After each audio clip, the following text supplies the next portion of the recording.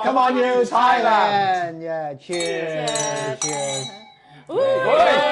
Cheers. Thank you, Adrian, for having us today here in Wimbledon. This is a very nice restaurant. Yeah, right? Wimbledon Village. I love this area a lot. Yeah, I love it's a very, very special area with lots of history. Loads. Yes, I do recommend all our audience come here to visit the Wimbledon Village. This is very decent area, Yeah. Especially when I come here and then I met Adrian and Loie.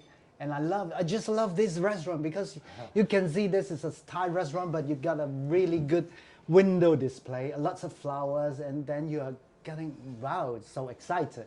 Come on. So that's good. Today we get Adrian and Loie to have them sharing for us, Yeah, well, I mean, the important thing is, it's like everything.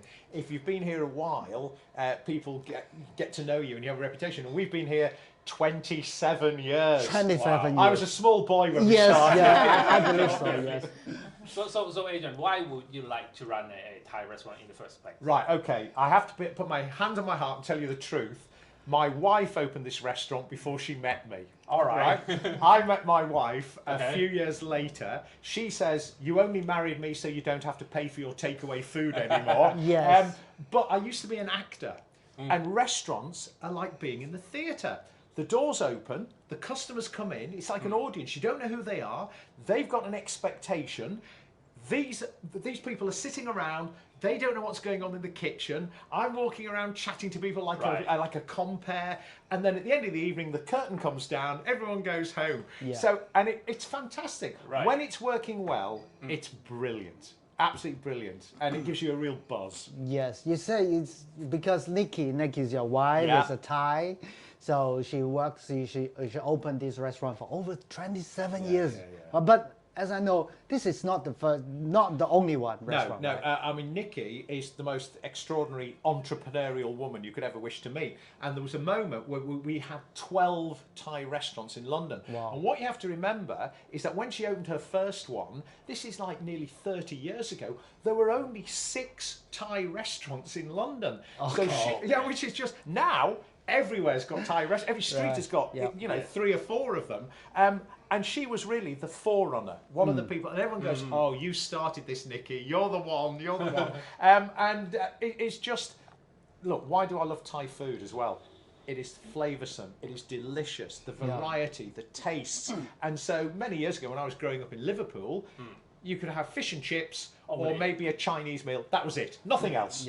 So now, so Thai, fantastic. Exactly. What about the Thai culture? How do you like with the culture for your own self? I love the Thai culture. All right. People say to me, because I used to work as a travel presenter, and I used to say, "Oh, Thailand, Thailand, Thailand." Why? I say, the people, the culture, the food, everything about it. And the beer. And the beer, of course, the beer, Singha, Chang, very traditional beers, which customers now expect when they go. And that's why, when we run a restaurant, we try to make it as authentic as possible, which is why all our staff are Thai, why our produce are Thai, why our beers are Thai, why we have fantastic managers like Nui, who is Thai. And there is something within Thai culture that is really important, which I don't find in many other places, a real dedication to what you're doing. Right. And so we are a good team here. That's very good. But obviously, when you're running a business like this scale, you must be facing a lot of problem or challenge. Right. Yeah. What is the biggest challenge for you to do this? The biggest challenge at this moment in time are staffing levels, and Nui can back me up on this, is trying to find staff. After the pandemic, a lot of people will have gone home, a lot of people will have finished their education, gone back to Thailand, a lot of people have gone to another job. So trying to find staff with government rules and regulations is sometimes not easy, so that's really difficult. Then you may well find that, say, we're lucky, we own the freehold of this building, but in London, the rent is so expensive, so expensive. So and then on top of that, you have the rates, then you have the increasing costs, as I'm sure you're aware, of gas and electricity, produce is more expensive, national insurance, wages, VAT. Yes, exactly. So you can understand why some people feel the water getting higher and higher. It is a really, really difficult business to run. But if you get it right, and I say there are 3 things: great food, great service, and that creates a great atmosphere. atmosphere. Right. Yeah. And I cannot be more thankful to have somebody like Nui as my manager, who is just brilliant. Yeah. We have incredible staff, and we have some staff, some of our chefs have been working with us for 15, 16 years. 15 or 16 Yeah, years. and they stayed with us because we run it as a family business. Wow. Louis, can you tell me about the staffing? Do you normally hire people from Thailand for working in restaurants? Not really, but preferably Thai because they know about Thai food more.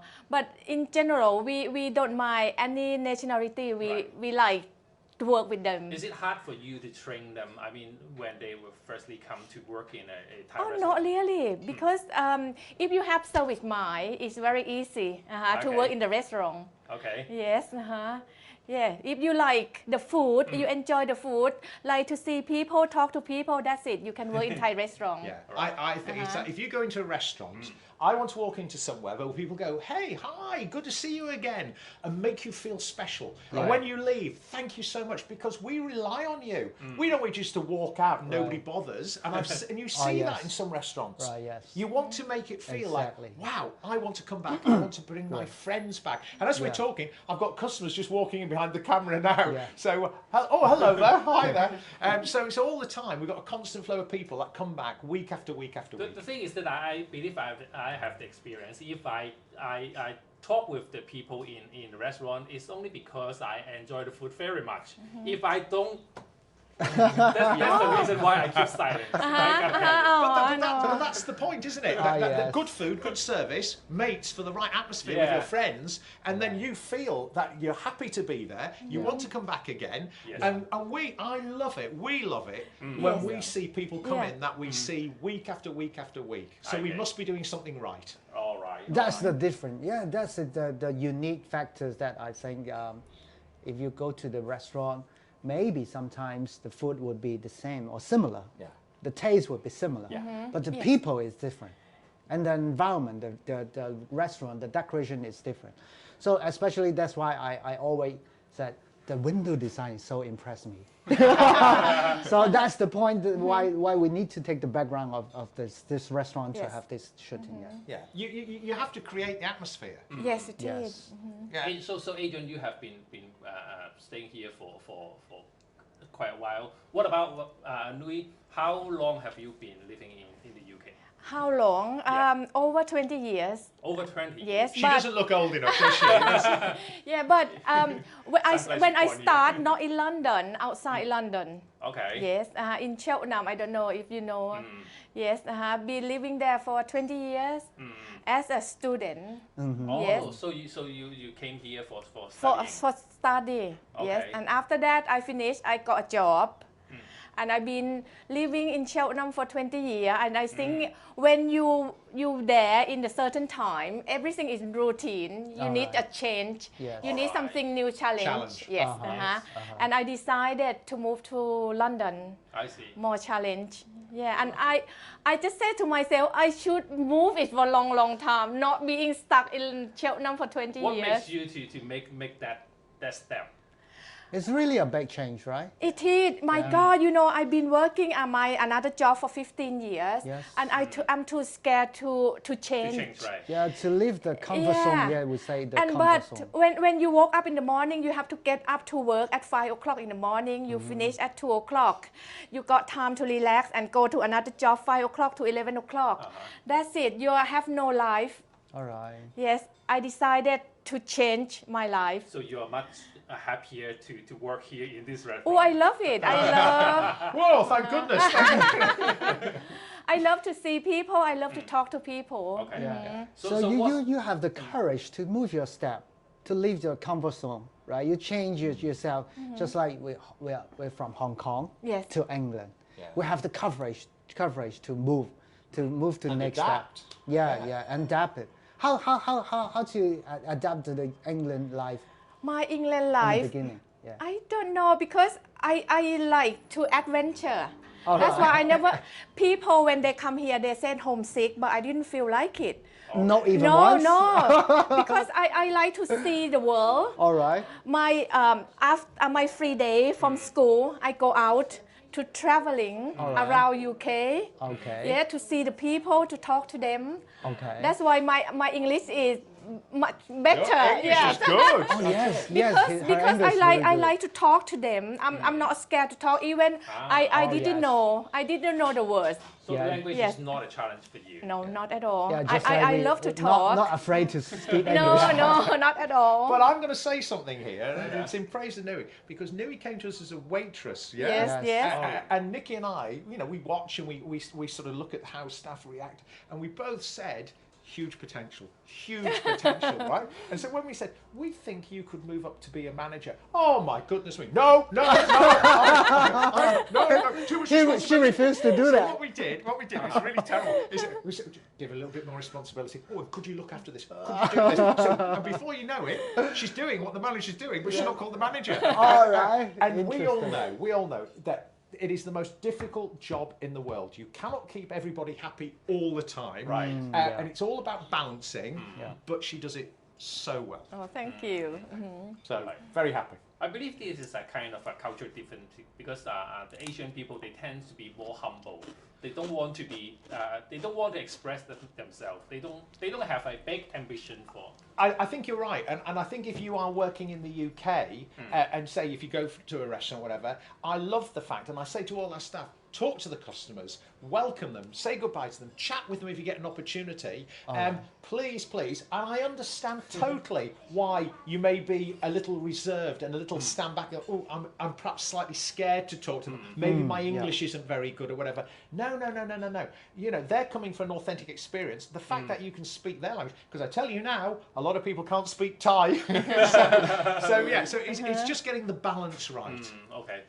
Talking about the culture. Adrian, can you tell me something that you are not? How do I say? You don't feel very comfortable, or you think it's very weird when you firstly see some Asian people do. Oh right! Oh my goodness me! This kind of experience, or well, I've got a long list here. It's very difficult.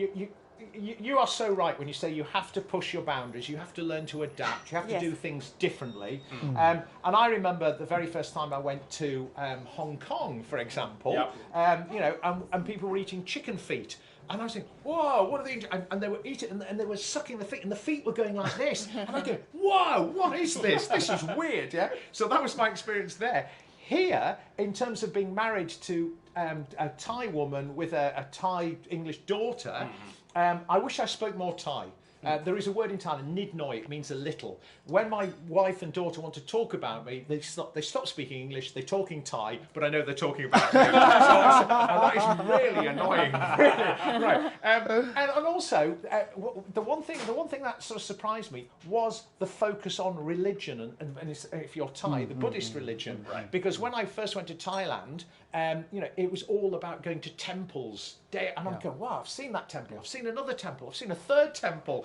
And then I realised how involved and how important the religion is to Thai people. And it's like everything. It's the old philosophy, isn't it? Treat everybody the way you wish to be treated. And if you make an effort, you try to be friendly, then you get a good response back. So, and now when I go to Thailand, I've got so many Thai friends, it's fantastic. And the film, Lost in Translation, sometimes they don't know what I'm talking about, I don't know what they're talking about, but we're like the best of friends. Really? That's very good. So somehow I want to ask you, Lua, have you ever think about your future? You are working here happily, but I do. Is there any dream for you you want to achieve or something? Oh, my dream is travel the world. Travel to the world. I love traveling. Yes. Okay. When I got day off, not now. Yeah, we're very busy. We're very busy, Okay. and I couldn't leave people behind me without busy. I have to be there with them. Okay. Yes. For myself, I love to travel. All right, very good. What about Adrian? I know you are very busy. You keep working for different kind of things. Not only the business. I know you are You are chairman of the Wimbledon Village Business Association. So my responsibility is to promote Wimbledon Village, to you know, just little things like sort of buying, you know, more flowers, more plants, more trees, talking to the businesses, trying to encourage people like yourselves to come to Wimbledon Village. Because for some people, they know Wimbledon, which is down the hill, but Wimbledon Village, which is up the hill, they go, I didn't know there was a village here. And the village was voted the 3rd best village in the United Kingdom from 1,000 others. That is a remarkable achievement. And so there's a phrase called where town meets country. And if you come here, there is the most amazing Wimbledon Common, and you've got trees and birds and swans and lakes, and you know, and it's amazing. So it's a big push to sell the village all the time. And in terms of me, I know my wife in the future, and I'll say this now, I think Nikki would love to eventually go back to Thailand. All right. And you? And me, at some point, not yet. And also my mum is 91 and is very fit and healthy and lives near Liverpool. And, you know, so I couldn't leave. I said, Mum, I'm off to 6,000 miles away. That would be so wrong. But why would you want to leave this when every night we are busy, we have people coming here that we see regularly, and then of course we have the iconic Wimbledon Tennis Championships here, and the world's greatest tennis players come to Wimbledon. Right. Yeah, I have to say this because one thing you have to have we all got show. one? Yeah, we got everyone got. Rafa Nadal. Yeah, Nadal. Because you know, lots of pictures of photos here. That's they got an autograph here because a lot of famous tennis players have come here to visit this restaurant. Can you tell me some secrets, very secret story? Come on, should we tell him any secrets? Yes, secret story about the tennis player. Yeah. Okay, a friend of mine said, who's a journalist, he said, Adrian, do you like football? I said, I love football. And he went, yeah. He said, when did you have the World Cup in England? I said, 1966. And he went, Adrian, that's so long ago. So long. I read about it in history books. And he said, but you may never ever have another World Cup of football in England. I said, oh God, yeah, that's true. He said, but every year you have the World Cup of tennis in Wimbledon Village. Yeah, in Wimbledon. And I thought, wow, what a great way to look at it. And this restaurant, I am told, is the talk of the changing rooms down at Wimbledon. So we have had players over the years. Our favourite, no disrespect to all the others, Andre Agassi. Everybody loved Andre Agassi. That's our season. That's our ages. Too young. That's my ages. Yeah, but honestly, lovely man. And, you know, he would come here every week. You know, Maria Sharapova used to sit just behind where your camera is over there. Venus and Serena Williams would sit just here. And you go, and I believe, you believe, as a philosophy, you treat every customer as if they were a regular customer, or whether you may only see these people once a year, but everybody should be treated the same. So I'm afraid you may be the greatest tennis player in the world, but if you don't mind waiting 15 minutes, we can get you a table. This is very British. But it's fair. It's fair. Yeah, it's fair. Firm but fair. And you'll find that all the players will actually abide by that. And, you know, Martina Navratilova, another name from the past, Chris Evert, another name from the past. They all come here, they meet their friends here, and then we've got... And they line up outside. And we've got, you know, the younger generation coming along who, as soon as they walk in, I think, I don't know your name, but you're very tall, you're very tanned, you must be a tennis player. And when you look around the photographs on the walls, you will see, you know, lots of them come. On the wall here, we've got a big, it's called a debenture seat that people sit on at Wimbledon. I bought that in an auction in London in 2006. And Andy Murray had signed it. And life moves in mysterious ways. I walked into the restaurant.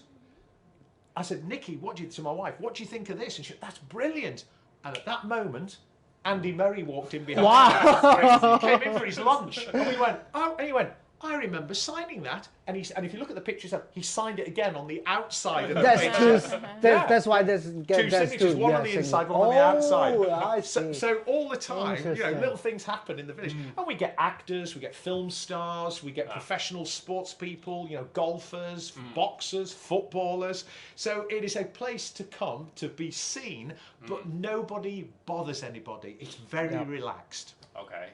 So thank you very much, Adrian, for the talk. It is very interesting. And now is Yes. time for we to talk about the food. All right? Yes. Oh, well, these are just a few of the dishes that are so popular at Tai Right. To. And customers from Asia, British, whatever nationality, these are the ones that they really like. So Nui, Yeah. who is our wonderful restaurant manager, Right. I think you should talk us through a little. Our chicken satay, most popular starter in our restaurant. Most of the one of the dishes which is customer eat in or take away must order. Yeah, that's the must order. Come Must on, order. Yeah, and they're nice and marinated and they're very juicy. That's why Yes. people like them. Right. And the second one is our must green curry. Because I had the customers visit last week. They said the best green curry in London. Never Come on, miss. remember, You never that miss. is the best one, right? You never miss. All right. And our chicken pad thai or pad thai noodles. And of course, we must never forget, people, before they're waiting for all this delicious food to arrive, they have to order prawn crackers. Yeah. Some restaurants you go to, they're very soggy, very greasy, but as you can see, when your microphone is there, you listen. Yeah. Oh, listen to Oh, that crack, crack. crack. Delicious. Yeah. Absolutely. Yeah. But I have to tell you one story. Obviously, egg fried rice, very popular. Boiled rice, Yeah. we do all the coconut rice, different varieties of rice. Right. This dish, stir-fried beef with chili.